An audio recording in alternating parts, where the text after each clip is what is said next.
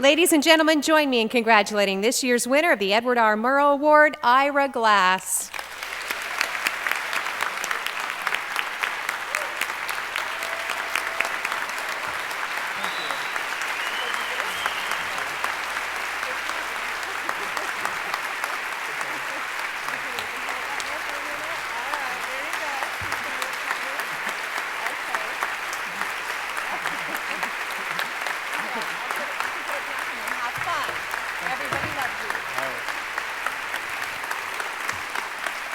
Thank you. Well, congratulations. This is hands down the strangest experience I've ever had. So now I announce my retirement, right? That's how this goes. It's a real honor to get this kind of reception because, of course, sometimes, as you know, since you work in public radio, the feedback isn't always quite so positive. I brought an email that somebody sent to our show last week. Dear Ira, have you ever listened to your own voice? If you would slow your speech down and enunciate, I might be able to understand your speech. I feel I am listening to the future lyrics of a grunge band in Seattle when I hear your shows. Here's another from April. I listen to This American Life on WQED Pittsburgh every chance I get. Each time it's the most engaging and fascinating program I have ever heard. But Ira Glass is virtually unintelligible. He sounds as if he is reading copy as fast as possible to himself only. He mumbles, "Please, Ira, you're a radio personality. Please don't be too proud to seek some coaching in enunciation."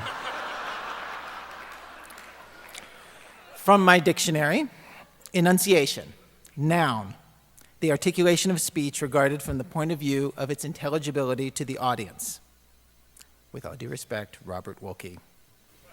So I'd like to thank the CPB and the people who nominated me for this award and salute them for bravery for giving this award to a radio broadcaster with my particular handicaps. It's nice to get this award here at PRDMC and to be with you, the people who have the hardest job in public broadcasting. And when I say that, it's not just sucking up. As somebody who does the pledge drive for my local station, WBEZ, and does national pledge drives, I think like raising money for public radio, and especially on air, is just an incredibly, it's if you think about the odds that you're against, it's such a crazy job because, like as broadcasting, we have everything going against us when we do the fund drive. You know, like our message is repetitive, which is contrary to the law of broadcasting. It goes on forever.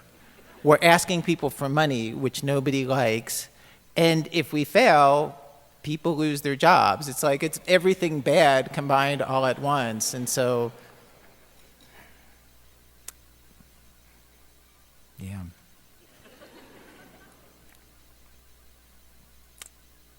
I'd also like to acknowledge PRI, who are such great partners that they are constantly pushing me and the This American Life staff to try new and scary things. A case in point is the cinema event that they pulled clips from for this thing that we did in April, beaming this live on-stage version of our show into hundreds of movie theaters, and partnering with most of your stations, actually, to do that and to bring people out for these what turned out to be really nice station events all over the country.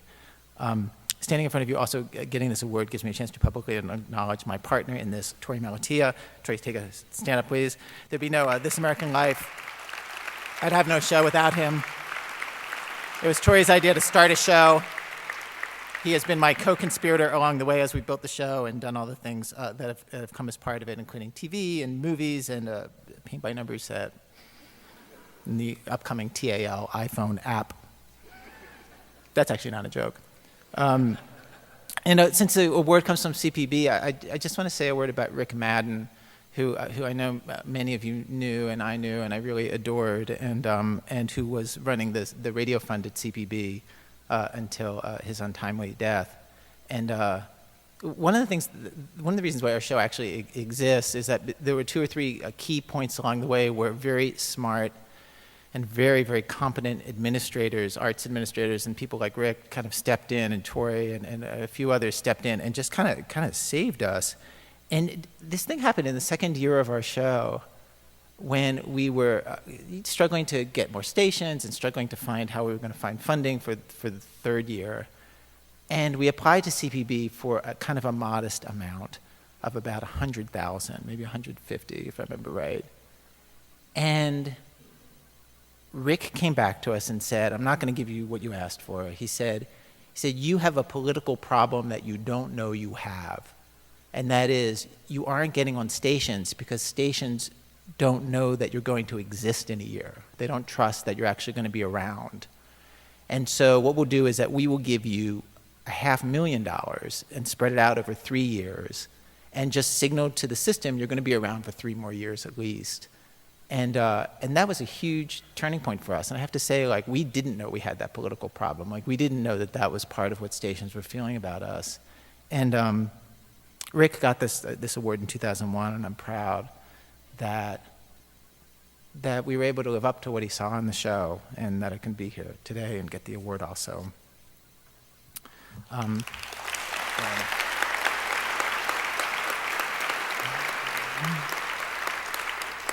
When you get an award named after Edward R. Murrow, it brings out the most pretentious possible impulses in a public speaker. And I won't bother you with the many things that I wrote in the days leading up to this and the various diatribes that I put together over a couple of sakis. I will say this, though. This is a very odd moment for journalism.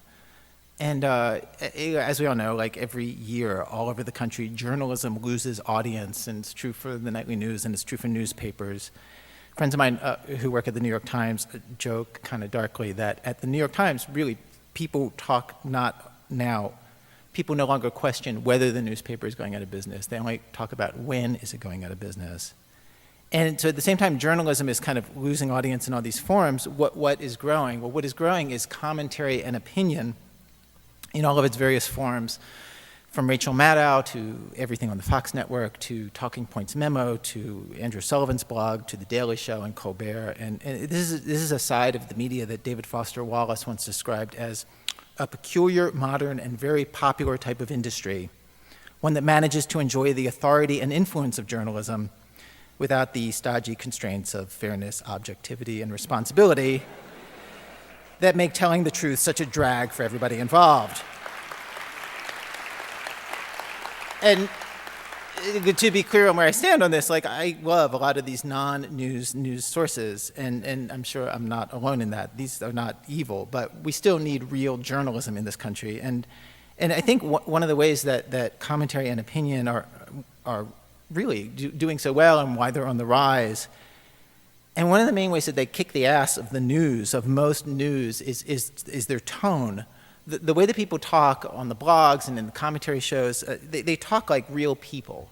They talk the way that we talk to each other about the news, versus so much of the news in newspapers and in broadcast news, which is often delivered in this stylized way where you feel like it's news robots talking to other news robots in their special news languages, which nobody uses except on the news. And I have to say, public radio has really held its own in this environment, not only, in any given year, either holding audience or growing audience as other news media die off. And I think one of the reasons that we're in a good situation, and one of the reasons why public radio has done so well, is not just the excellence of the actual reporting, but it's that the shows speak in a human voice and at their best. I mean, not every show, not all the time, but I gotta say, like, at their best. And a lot of shows, our shows sound like normal people trying to understand what's going on around us. The Giant Pool of Money show, the economics coverage that we've been doing on our show, there's a moment in it that the Planet Money guys, Adam Davidson and Alex Bloomberg, about 8 minutes into the show or 9 minutes into the show, they have to explain something about interest rates, and one of them mentions, okay, we got to talk about Alan Greenspan. And there's this moment on the air where the other one goes, oh no, do we? Which I feel like so accurately reflects all of our feelings as listeners when we hear that man's name, that surely whatever follows the name Alan Greenspan is going to be boring, turgid, and difficult to understand. And then the first guy sort of reassures the other one, no, don't worry, it'll be brief. And then they have a quote from Alan Greenspan, and they stop it and they say, all right, let me translate that into English. And I feel like that's talking economics in human language so that anybody can understand. But we are not just one place where this happens. Most of public radio works this way. Some of my favorite episodes of Fresh Air lately are not the arts coverage, but it's Terry Gross sitting with somebody for an hour who knows everything about Pakistan or nuclear proliferation and asking all the questions you wish somebody would finally ask. John Hockenberry has basically made the off-speed question his entire career, and he's kind of doing that every day on the takeaway now. And this is such a deep part of our tradition. I remember my early days. I started All Things Considered in 1978. I started working for NPR in Washington in 1978. And I remember the example of what All Things Considered did that was used in the press all the time was Susan Stamberg asking some conductor, I don't remember, some orchestra conductor, do your arms get tired? And then when I was there was this day when Noah Adams, he's this like small little man, had the Grand Wizard of the Ku Klux Klan come into the studio at the old M Street studios. And so the Grand Wizard of the Ku Klux Klan is there, and there are these two huge guys who are his bodyguards, and they just had a whole air of radioactivity around them as people. And so here's Noah, like this sort of blondish, smallish man from Kentucky. And so the bodyguards were there in the studio, and the Grand Wizard was there, and they're sitting and they're doing their interview. And somewhere in the middle of the interview, there's a pause, and Noah says, so what do you have against black people?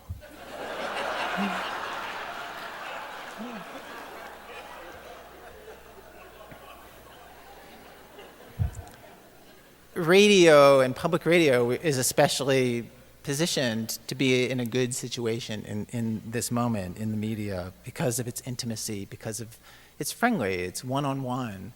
I think one of the reasons why our show and other shows do so well as podcasts is because the tone of the show has the same tone of so much of the material on the internet, where you feel like it's one person talking to you in a personal voice. That's like every blog. That's like every MySpace page and Facebook page. Okay. So every year, I'm sorry, I'm just trying to decide how much of the pretentious part of this speech I'm just going to strike as I stand up here. I will say this, just so every year as other journalism becomes more endangered, the fact that we in public radio still have a healthy audience and still have a business model that works, despite the difficulty that all of us at all of our stations are having, and I say that 'cause I work at a station where we're facing huge financial things that we're trying to deal with, and people have been laid off. But despite that, we have a business model that still works, unlike the newspaper business, and we're around. And I feel like as these other forms of journalism go away, it makes it that much more important what we're doing. Okay, so here is the most pretentious part of the speech. And I just want to say I think it's time to be more ambitious.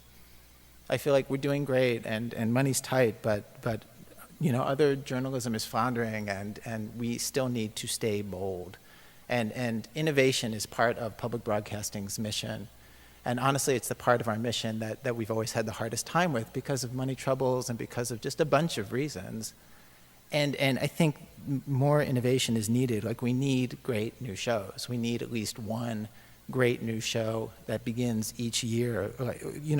Our mission is innovation. Public broadcasting's mission is innovation, and yet every year the Bravo network has more new original show ideas than we do.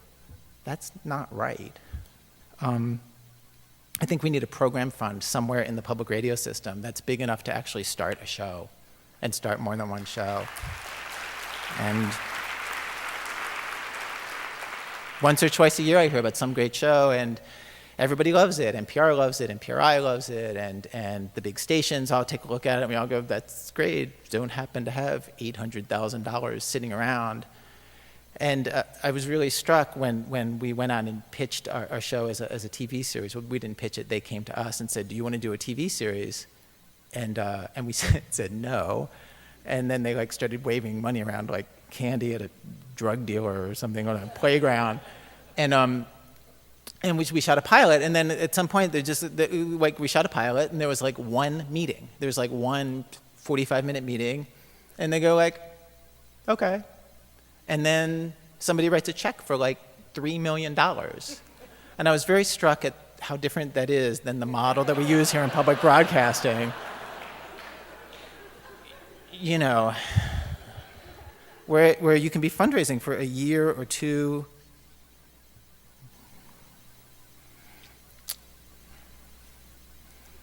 Do I cut? Do I say? Do I cut? Do I say?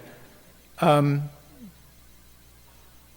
think a mumbler like myself has been able to reach an audience and get this far in public broadcasting because I really believe in the mission of public broadcasting. Like I really believe the things I say on the pledge drive. I really believe that there needs to be a place in this country where people are doing broadcasting, and the point of it, the goal of it, is not to make more money for the advertisers or for the station, you know, for the people who own the radio stations or television stations. I think there needs to be a place for people doing broadcasting because they realize that there's things to be figured out and things to be said that aren't being said, and there need to be people like us out there trying to figure that out, like what needs to be said next.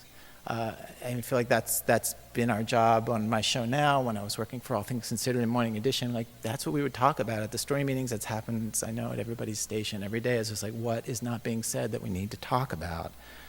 The year that I started in public radio in 1978, the Carnegie Commission was meeting for its second time and releasing a report. And I don't know how many people know this history, but the first time, basically, the commission met in the 60s, and it created public broadcasting as a national system instead of these scattered stations all over the place. And on the commission were E.B. White and Bill Moyers and Alex Haley and the creators of Sesame Street and a bunch of people who nobody remembers. And then in the 70s, they met again, and they released this report on how things were going with this experiment. They created a national system of public radio and public television, and things were not going very well. Public radio, especially at that point, was tiny and underfunded and not very good and didn't have much of an audience. It was a system characterized by poverty. That was the word they used, poverty. And it was poverty at a level that we don't even have in the public radio system anymore. And they wrote about how to fix all this. And they wrote about the necessity to do so. And some of the passages are really beautiful. And this is a CPB event. I thought I would read a couple paragraphs. They wrote, "Our age is known for violence. It's been marked by alienation. It has spawned bureaucracy. It has embraced cynicism. Yet human beings yearn for alternatives. They long to matter. They hunger for a community of shared values, reflecting the triumph of intelligence and the life of the spirit. We believe that public radio and public television can lead the way. The power of the communications medium must be marshaled in the interest of human development, not merely for advertising revenue. Public broadcasting can reveal how we're different and what we share in common. It can illuminate the dark corners of the world and the dark corners of the mind. It can offer forums for a multitude of voices. It can reveal wisdom and understanding and foolishness too. It can delight us. It can entertain us. It can inform us. Above all, it can add to our understanding of our own inner workings and of one another. That's what radio is great for. It's an honor to get an award that stands for those values that I believe in. Thank you.